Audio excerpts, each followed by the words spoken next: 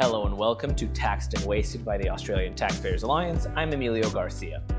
We had a hard time putting together all the topics for this week's podcast because it's been kind of a slow news week, but we think we put together enough to make for a really interesting and good podcast. We're going to start off with a topic that I think is pretty good. It's caused some controversy on Twitter because it's a day ending in Y. But the Morrison government has decided to change the way that it's handling HECS debt for university students. So basically, if a university student is not acing or is not doing well in their first year, if they're failing their first year, then they will lose their taxpayer funding. This is a really good thing. I think a lot of people have interpreted this as the Morrison government going after young people, going after students who are just trying to get a better life. But in fact, what the Morrison government is doing is just ensuring that some of the people that really don't belong in university, or maybe don't belong in university yet, are not getting strapped with a bunch of university debt, really for what is going to be a diploma that isn't going to do much for them, or perhaps for an ultimate just falling out of university. So if university students are failing their first year, they won't get they won't get government money. And I think that's a really, really good step.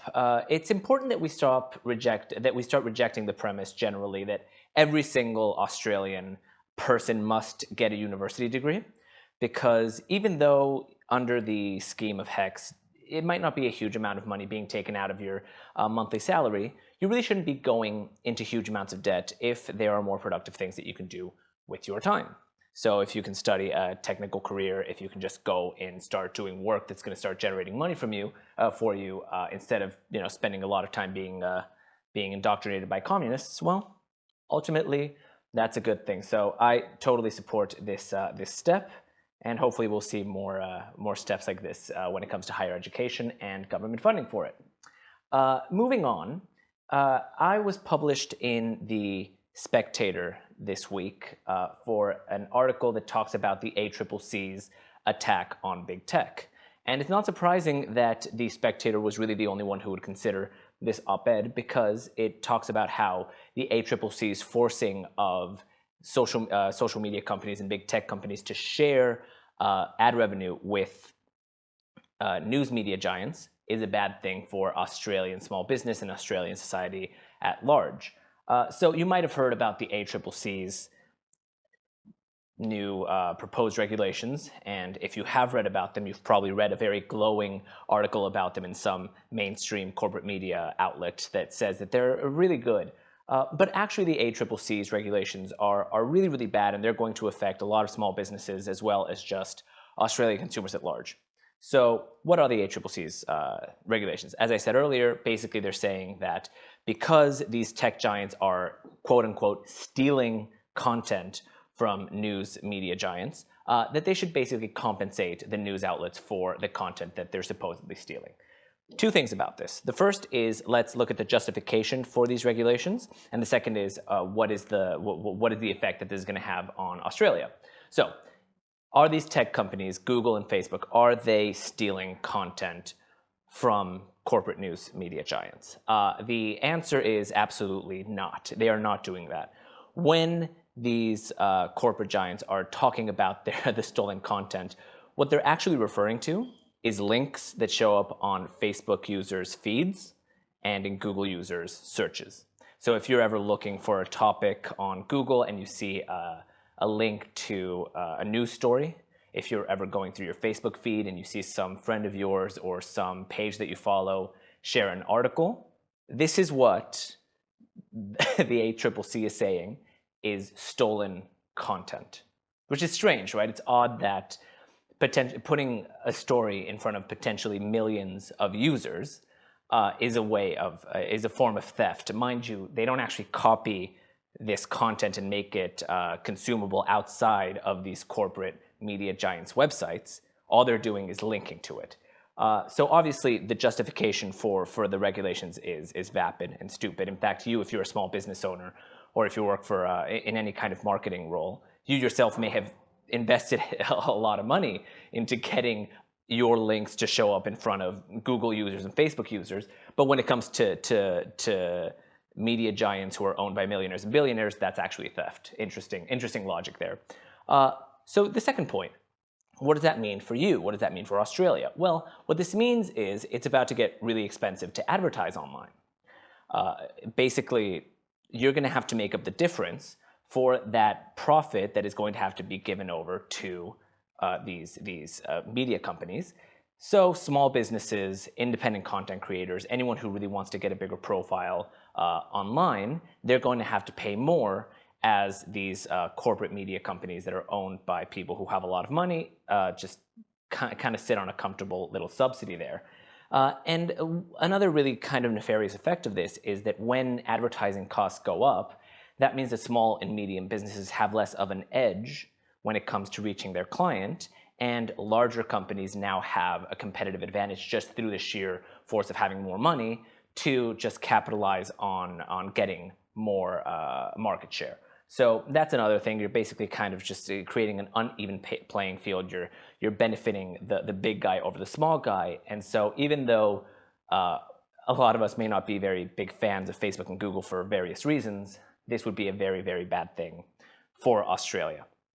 Now, moving on to some coronavirus news, there's this call that's growing in popularity in Australia, and it's really something that we should be very cautious about, and we should be very, very preoccupied of, which is, it seems that there are people who are considering the idea of raising taxes on all of Australians in order to compensate the absolute disaster that is happening in Victoria at the moment. So obviously the Andrews government down there, the Labor people down there have just completely botched the entire coronavirus response, and as the rest of the country is recovering and seeing, having a pretty good handle and control over their COVID situation, Victoria is in absolute just a state of disaster. And so now, during a recession, during what is basically an unprecedented shutdown and a situation where a lot of businesses were on the brink of collapse, many just did collapse, and are now starting to return, are now starting to recover, there's an idea which is, oh, well, how about we tax every single Australian? We make them pay more as they're trying to recover their business, as they're trying to make up for lost revenue, lost income. Let's tax all of them more in order to compensate the failings of the Daniel Andrews Labor government in Victoria. This is obviously not only a terrible idea on moral grounds, but it's also a terrible idea in economic grounds. The last thing that you want to do is tax people during a recovery right after an economic crisis. I mean, that's just economics 101. It's a really terrible idea, and we really shouldn't do it, and we should make extremely clear that anyone who supports raising our taxes to compensate this incompetence down in Victoria is a person who loses our vote. We cannot be more forceful on that point, because it would just be really terrible for the economy. It would be terrible for the consumer. It would be terrible for small business. It just would not be a thing that is supportable in any way imaginable. So let's not do that. But speaking of incompetence and coronavirus, we really have to talk about what's happening in New Zealand really quickly. I'm not going to touch this point too much, but I think a lot of Australians are seeing kind of like the forceful response that we're seeing in New Zealand right now as a good thing, and we really shouldn't. In New Zealand, what's happening in New Zealand now is a model more to disparage and not follow, because yes, New Zealand had something like 105, 106, maybe 104 days where they had seen no new coronavirus cases. And then one family in Auckland, a family of four, tested positive for coronavirus. They were not severe cases either, it seems. They were all pretty manageable.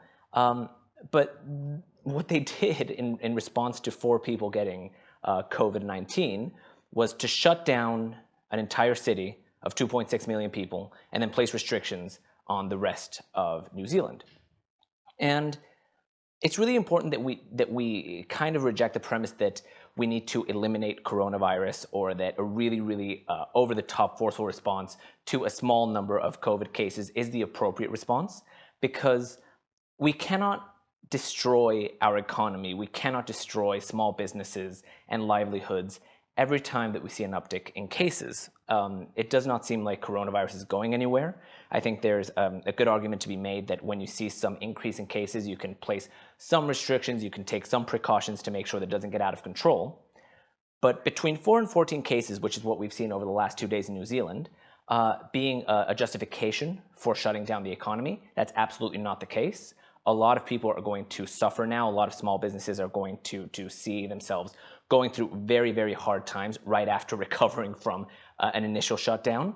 And the response just does not match up with the reality on the ground. So let's make sure that we don't follow New Zealand on that. Let's make sure that we don't grant that premise. Let's make sure that we don't think that we're ever going to properly eliminate this. What we need to do, what we need to aim for, is to make sure that people are not dying needlessly because of a lack of medical equipment. Right now, Australia and New Zealand are not at risk of that happening. And so, for now, let's just kind of let the idea of lockdowns kind of fade into history.